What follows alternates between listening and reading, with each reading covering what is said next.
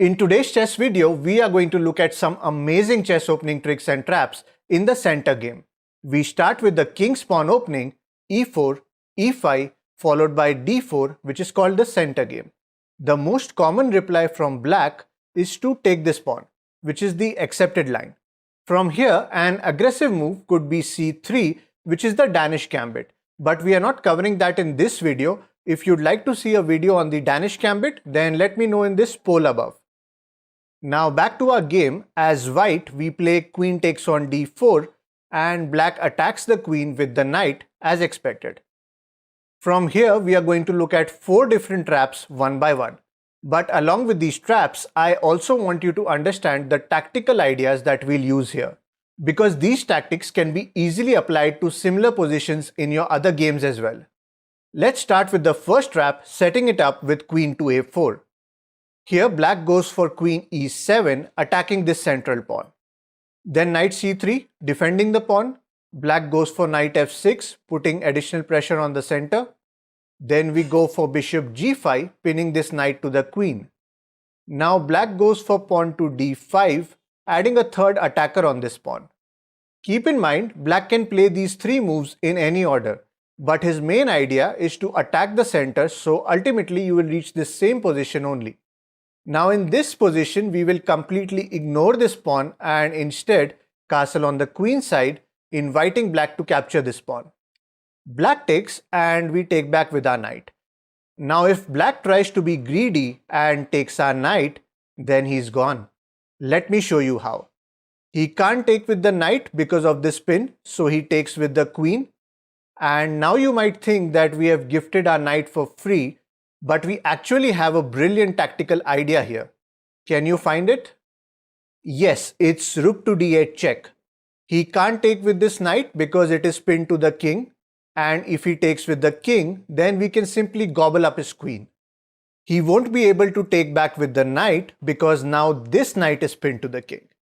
That's what you call an incredible queen trap. Now let's look at another one, but this time it's from black's side. After queen d4 and knight c6, white goes for queen e3, which is quite a standard move in this opening.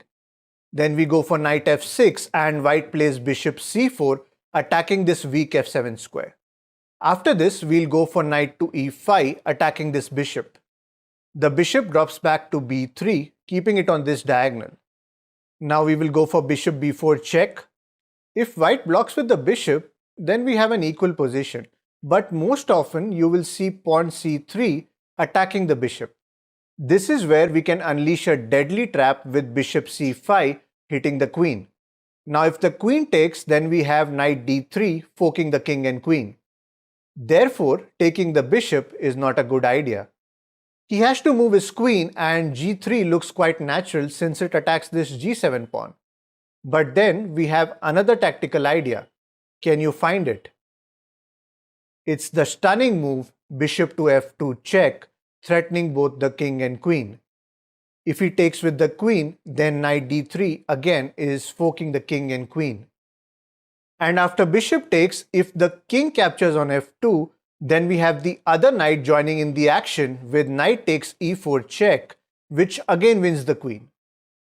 Alright, now let's look at another interesting trap that you can play as black. After queen d4, knight c6, queen e3, we straight away go for bishop b4 check.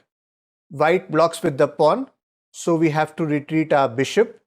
Now white has many options like knight f3, bishop b5, but bishop c4 is quite common, so let's go with that.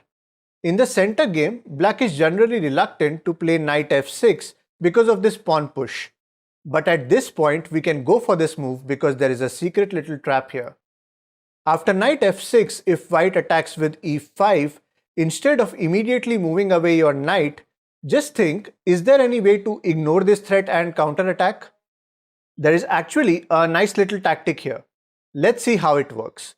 So we ignore this knight and go for a short castle on the king side.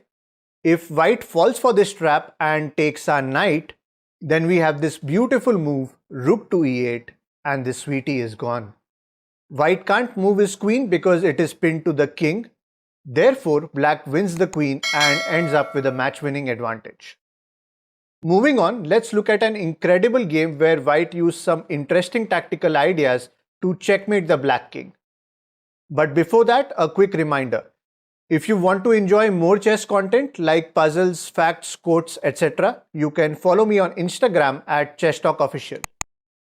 Alright, in the center game, after queen d4, knight c6, white went for queen e3 as usual. Then black played bishop b4 check. White blocked with the c pawn, attacking the bishop. Bishop goes back, then comes bishop c4. Now black develops his knight to e7, preparing to castle. Then comes queen g3, attacking this pawn. Black simply castles and prevents any such threats. White did not attempt bishop h6 since black can easily defuse it by playing knight g6.